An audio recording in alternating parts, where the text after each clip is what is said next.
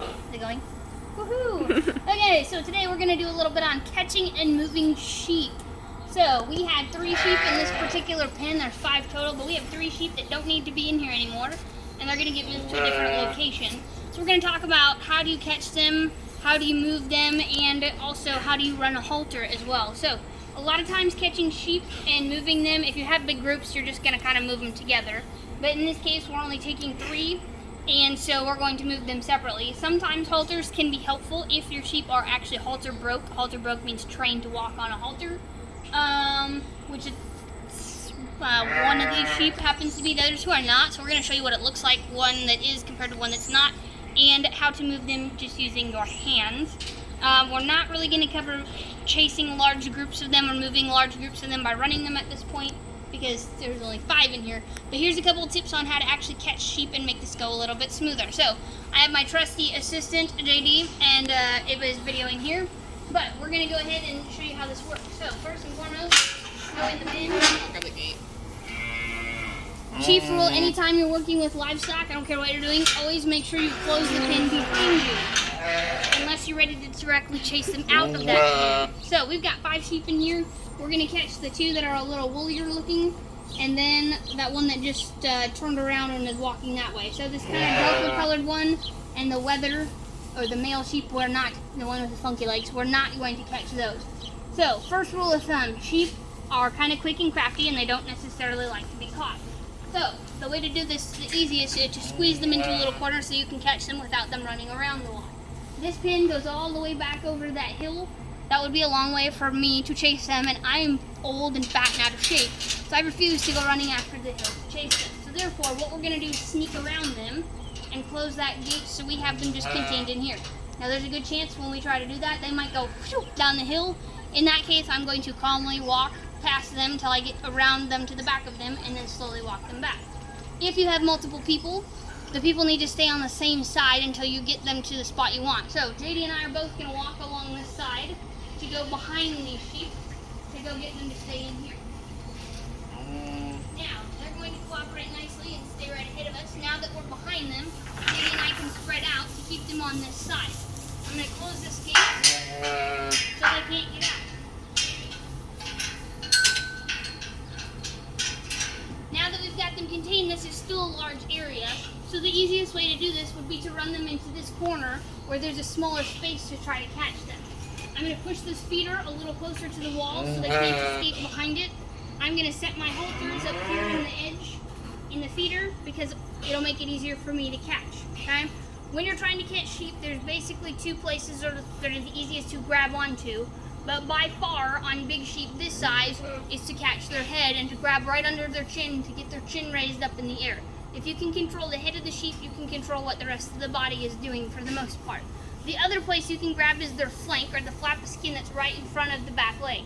Sheep this size, me being a short person, that would not be a great idea, because if I'm close enough to reach the flank, I'm probably close enough to reach the head.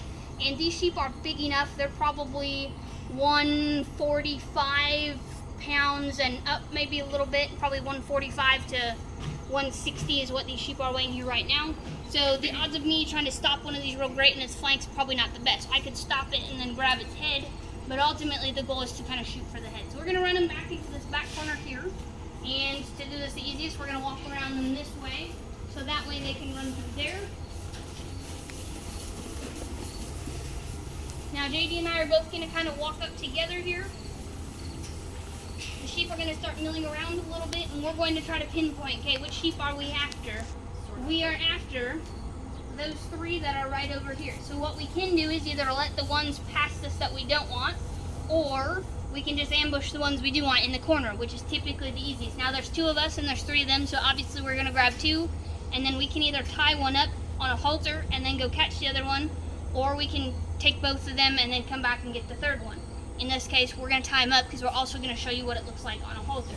So our sheep that we're having right here, you can see we're going to try to ambush them, grab under their chin, and kind of go from there. So you can see I grabbed and I got its head straight up in the air right away. JD kind of did the same thing.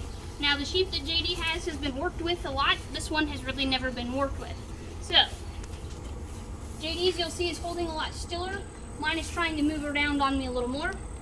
When we go to halter sheep, like I said, you don't always have to have a halter to move them. But when you go to put the halter on, okay, you can see there's 2 openings in your halter. One part has the slider, is what I call it. The slider goes underneath their chin. So the slider is the part that makes it get bigger. Now both sides obviously get bigger, but one of them has the handle to hang on to. So the slider, the part that you end up hanging on to, always goes underneath their chin on the bottom part, okay? You always stand on the animal's left side so that your right hand is the closest to it, which means the slider goes on the bottom. If I put it on this way, it's backwards because the handle will not be on the correct side. So I need to make sure that the slider comes down this way. So some people make the mistake of putting it on this way, but if you look, technically the slider part's at the top, okay? We need the slider part that goes in and out to be down here on the bottom. The reason why is it's designed to put pressure on the sheep's head down here. If you put it on up here, it's gonna pinch behind their ear, and it's not actually gonna help you get the pressure points in the correct spot. So, you'll see what I did here. I'm gonna do it one more time.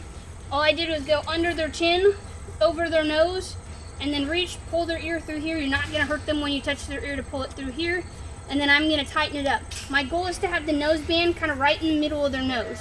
If you get it too high up, it'll rub in their eyes. If you get it too low, it'll start to pinch on the end of their nose. So I've got it right in the middle of his head. Now this sheep, like I said, hasn't really been worked with ever before. So she's gonna fight me a little bit on this, okay? JD's sheep, you'll see, has been worked with. She's standing there nice and quietly. She doesn't really care that she's just been haltered. So if we try to move these sheep, when JD takes her sheep to move, you'll see she's holding on to it, so it can't pull too far, can't get too far ahead of her. It's walking. My sheep, when I go to walk it, isn't really going anywhere, okay? She's kind of fighting me, it's not really cooperating. So the easiest thing for me to do instead of using a halter is to grab her head and to walk her that way. Now if she's not going, what I can do is I can take my hand, I can reach back and I'm gonna grab right at the top of her tail, and it's used like the gas pedal to get her to go. I'm not sticking my fingers in her butthole, just for clarity, okay? If you look on the sheep right here on the back side, here's the top part of her tail. That's the end of her backbone. It's like the gas pedal. If I hit that right there, she's gonna end up going for me pretty good. So you can halter sheep and move them that way, or if you don't have a halter handy, or if you'd rather do it this way, grab under their chin, pull them to go. If they're not going, hit the gas pedal. Just don't get caught for speeding.